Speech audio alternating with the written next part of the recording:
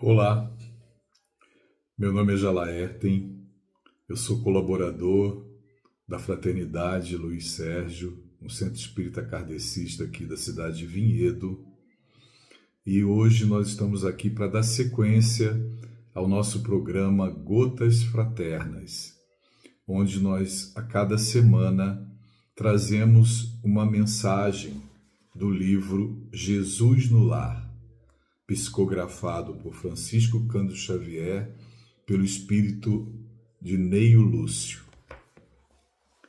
Eu vou começar a nossa reflexão lendo a mensagem e depois a gente tece os comentários a respeito. O título da mensagem é Os Mensageiros Distraídos. Os ouvintes do culto da Boa Nova discorriam sobre as polêmicas que se travavam incessantemente em torno da fé nos círculos do farisaísmo de várias escolas, quando Cristo, dentro da profunda simplicidade que lhe era característica, narrou tolerante. Um grande senhor recebeu alarmantes notícias de vasto agrupamento de servos em zona distante da sede do seu governo, que se viam fustigados por febre maligna, e desejoso de socorrer os tutelados que sofriam na região remota de seus domínios, enviou-lhes mensageiros de confiança, conduzindo remédios adequados à situação e providências alusivas ao reajustamento geral. Os emissários saíram do palácio com grandes promessas de trabalho, segurança e eficiência na missão. Todavia, assim que se viram fora das portas do Senhor, começaram a rixar pela escolha dos caminhos.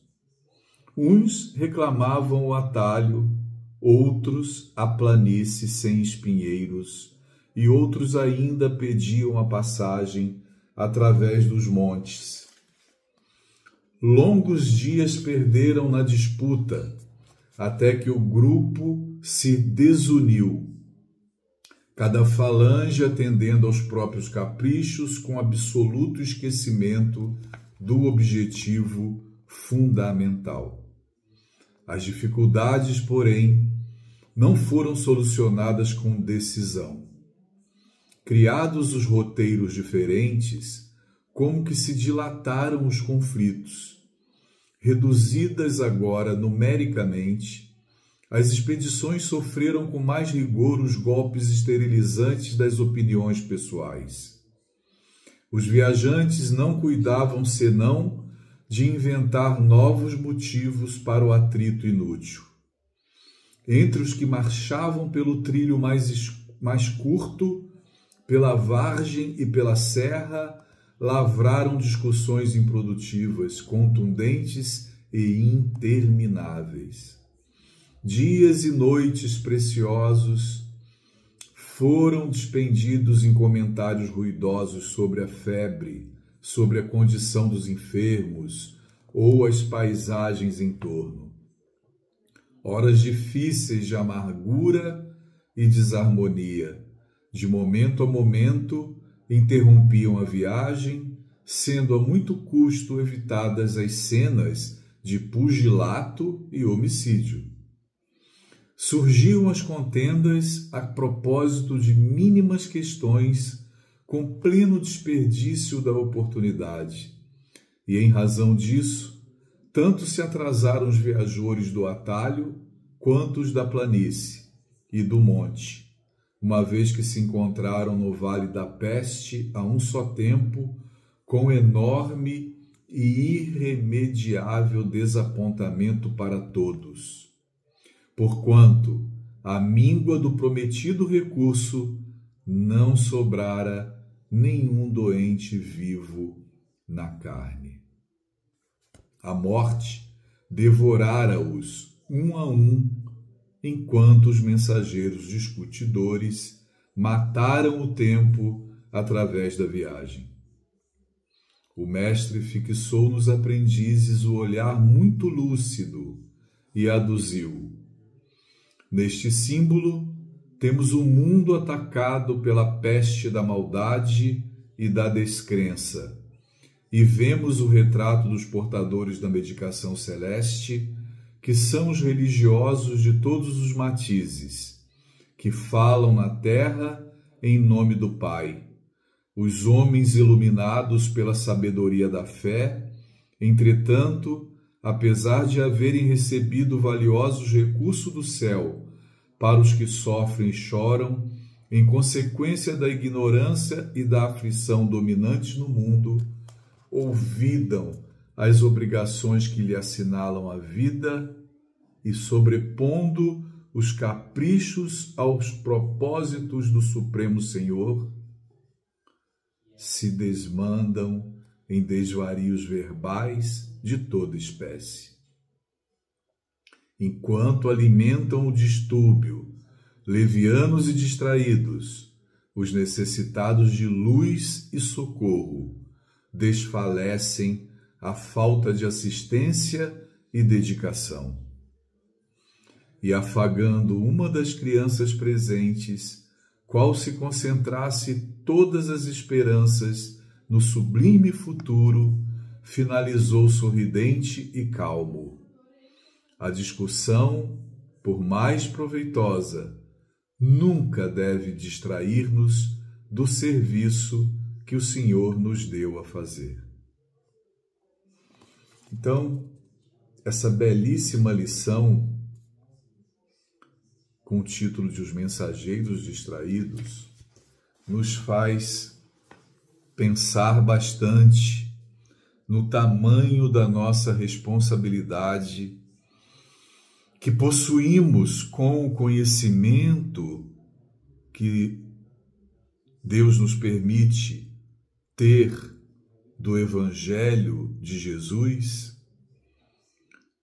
Nós, com esse conhecimento, temos solução, rumo, luzes que pertencem a Jesus e que nós movimentamos e devemos fazer chegar até aqueles que a descrença corrói as esperanças, aqueles que hoje, em grande maioria no mundo, vivem ao sabor das circunstâncias, sem um rumo definido, sem um propósito claro para as suas vidas, quando nós temos os recursos que Deus nos deu através do Evangelho de Jesus para nos guiar na nossa marcha.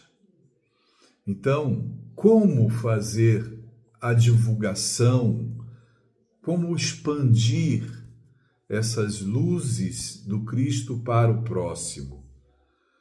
Aí entra a grande beleza da vida, porque nós precisamos, primeiro, acender essas luzes em nós próprios através do serviço constante no bem. Porque toda vez que a gente decide adiar uma tarefa, toda vez que a gente se preocupa em primeiro definir que determinada tarefa tem que ser feita desse jeito ou daquele meu jeito e daquele outro jeito, e muitas das vezes a gente acaba se perdendo nos caprichos pessoais e a tarefa é adiada com consequências imprevisíveis, como aconteceu aqui na lição trazida por Jesus para os discípulos. Esse livro é muito lindo porque ele traz esses ensinamentos que Jesus transmitia para a humanidade através das histórias simples que ele contava, né? Carregada de luzes, de advertência, de chamamento para a responsabilidade que todos nós temos de viver e de servir, não é?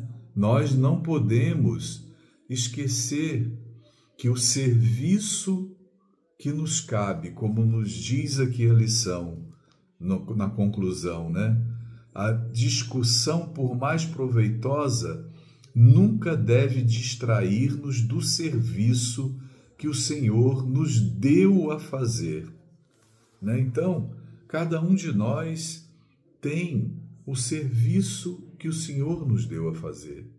É o serviço dentro do lar, é o serviço na oficina de trabalho, é o serviço junto à instituição da fé religiosa que cultivamos, é o serviço junto aos companheiros do caminho, os vizinhos, os amigos, os irmãos, os parentes próximos e distantes, porque ninguém cruza o nosso caminho sem uma razão de ser, como nos ensinou Francisco Cândido Xavier, quando, convivendo conosco aqui, encarnado agora recentemente, deixou registrado esse ensinamento. Ninguém cruza o nosso caminho por acaso.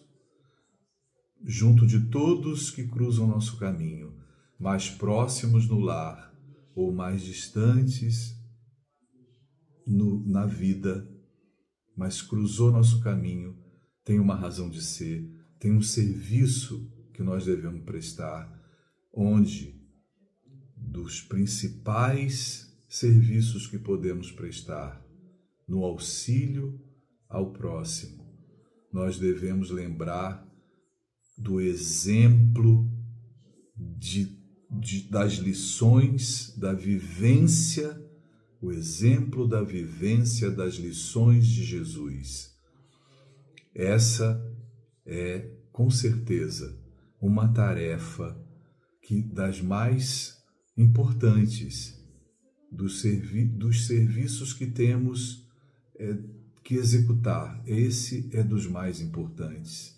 Expandir os ensinamentos de Jesus para todos aqueles que a descrença e a falta de propósito tantos problemas causam. E, assim, nós estamos concluindo a reflexão sobre essa lição, repletos de esperança em nós mesmos, na nossa própria renovação, diante de tantas luzes que o Evangelho nos traz, e esperança também de que possamos dar sequência ao serviço que Jesus nos confiou a cada um de nós. Vamos parar e pensar como podemos agir melhor a partir desse ensinamento, aproveitando o tempo para viver dentro das leis de Deus. Muito obrigado pela atenção e até a próxima.